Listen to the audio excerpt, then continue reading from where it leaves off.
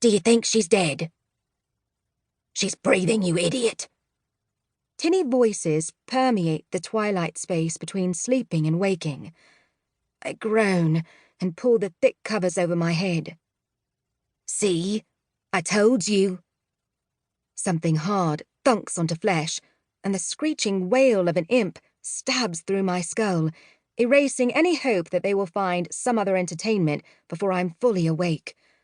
I throw a pillow in the direction of their noise.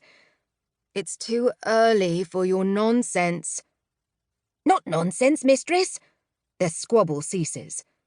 I open my eyes to discover 2 vermilion faces peering at me, only tall enough that the tips of their hooked noses hover above the edge of the bed. We've brought you something. With a chorus of grunts, the imps heave a text onto the enormous mattress and slide it toward me. I push myself to sit up, curiosity overriding my irritation. Where did you get this? Valmar says to bring it right to you. Says we weren't allowed to wait, case it got lost. Which occurs more often than not with the imps. I run my hands over the book's cover. It's not a material I recognize, like leather, but scaled and slightly rough. I wonder if it's dragonhide. If so, it's exceedingly rare and old. Has Valmar brought more imps from Maltaire? It's been years since we welcomed anyone from those blighted lands into the Dark Court. Aye! One of the imps uses his companion as a ladder and clambers up onto the bed. He points a clawed finger at the book. Will you read it to us? Been too long since we had a story. I trace the sigil stamped into the cover, the unique material made darker against the nearly translucent shade of my skin. A broken fey orb of the Vila crest, surrounded by a circle of raven feathers. I knew that court, Mortania whispers from her den. It could contain powerful magic. The tingling of my curiosity intensifies.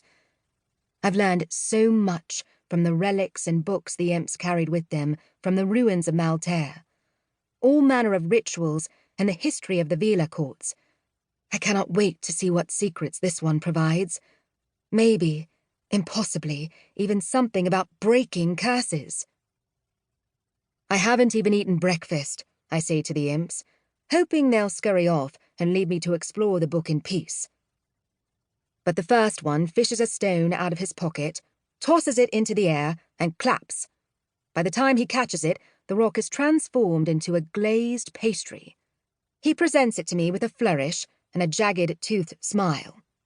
Your favourite. The other imp applauds. I accept the pastry, but give him a playful pinch anyway. It was a blessing when we discovered the imps and their small magic.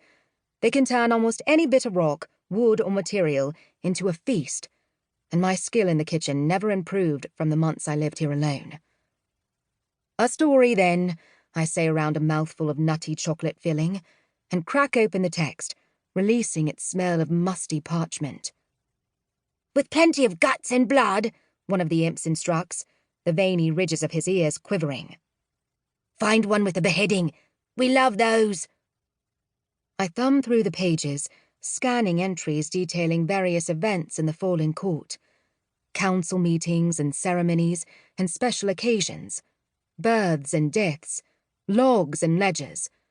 A few diagrams illustrating how to conduct rituals I've not yet encountered, which I make a mental note of to revisit later. This isn't a storybook, I tell them, tapping a corner of the page. And these dates suggest that it was written before the War of the Fae, so I doubt there are any beheadings. Vila courts didn't do that to their own. Sounds boring, an imp yawns. The other nudges closer. You sure there's not anyone having their innards ripped out? I eat the rest of the pastry, lick my sticky fingertips, and am tempted to ask for another. Not that I can see. Their ears droop in disappointment. One scrambles from his place and scurries to the foot of the bed, which, as this is the former royal suite, is fashioned to look like the head of a roaring dragon just landed from battle. Its massive mahogany tail winds down one of the bedposts, and taloned wings dip down over the sides. "I shall tell a story then," he announces, "of Mistress Namara, and how she turned beastie and toppled the fat old king and rescued us imps from the Fey courts. How she swooped in with her green fire and—" "You're telling it wrong. You left out her claws and her teeth. Them's the best bits." The other rushes across the bed and barrels into him. Both fall in a tangle of limbs onto the floor. I rub my temples. I definitely should have asked for another pastry while I had the chance, or at least tea. An impatient tapping draws my attention to the window. I kick free of the bedclothes and draw the curtain back.